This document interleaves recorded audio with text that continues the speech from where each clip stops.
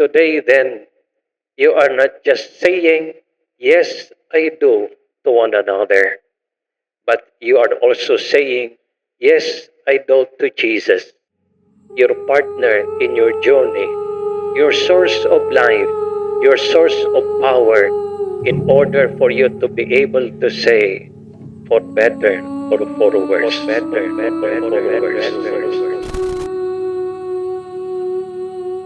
Alam mo ba na lagi mo akong sinosorpresa? Hindi sa material na bagay, hindi sa pagmamahal. Pinaniwala mo ako simula noon hanggang ngayon sa kasabihang love the mountains.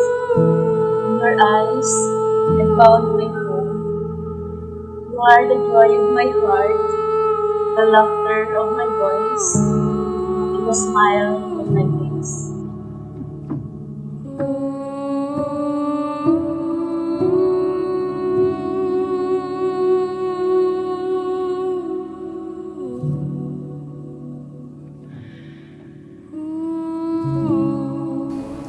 Grant us, O Lord, to be one heart and one soul, from this day forward, for better, for worse, for richer, for poorer, in sickness and in health, until death do us part.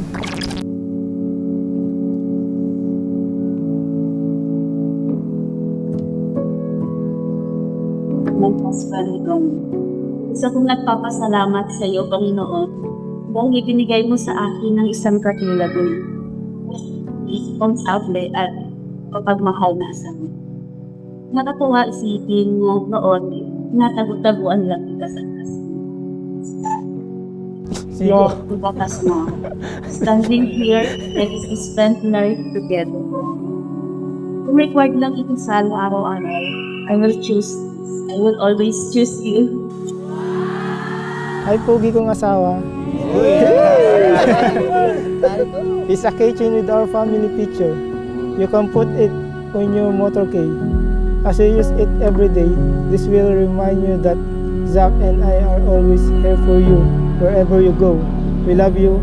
See you later. Watch because this past month I noticed more of my time are used to play basketball. But starting today, I promise to consume a lot of time to you and to your baby, and to our baby Zach. A lot lang hindi ko sinasabi lang. Siyempre, meron pa ding time sa basketball para healthy ka. I love you. Basketball yun, ha?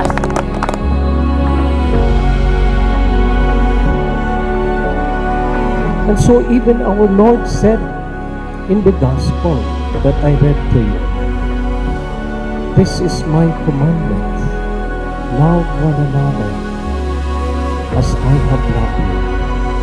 Remain in my love, Jesus said.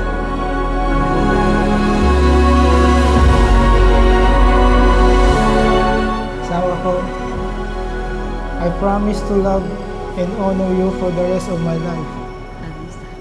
Together we will grow in unity. Together we will fulfill our dreams. I will be the best husband, your best friend, and I will help you become the person God wants you to be. I love you.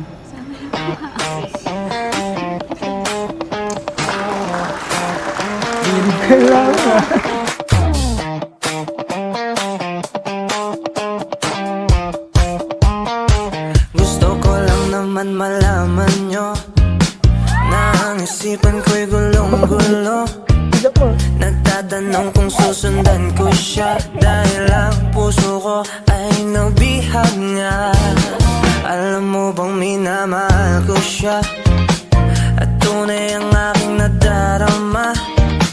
Kahit ako'y nagmumukhang tanga, ay ayos lang basta kasama siya. Kahit sabihin pa ng iba, nababaliw na akong talaga. Kahit merong ibang nagcha-cha-cha, nagrurumba, nagsasalsa. Pwedeng sabihin nyo to sa kanya, ang puso ko'y nahihirapan na. Ano pa ba bang pwede kong gawin na uubra upang maakit siya?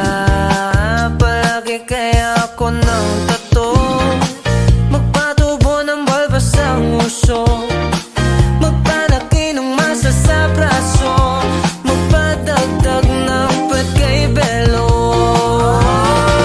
Buksan mo, papasukin ako, bulaklak para sa'yo.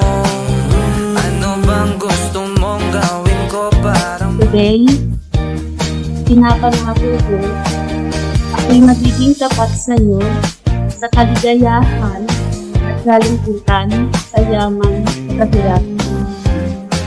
Mamahalin at aalagaan kita ng aking magiging anak nang walang kapalit. sa tuwing ika'y aking nakikita? Ngunit malaki rin ang problema, dahil hanggang ngayon sa'yo yung Really, Wear this ring wear this ring as a sign as a sign of my love of my love and loyalty. and loyalty. In the name of the Father, In the name of the Father, and of the Son, and of the Son, and of the Holy Spirit. and of the Holy Spirit. Amen. Amen. buksan mo, papasukin ako, bulaklak para sa'yo. Ano bang gusto mong gawin ko para mahalin mo? Buksan mo, papasukin mo na, may tsokolating dala. Bigyan mo naman ng pag-asa ang puso ko, sinta.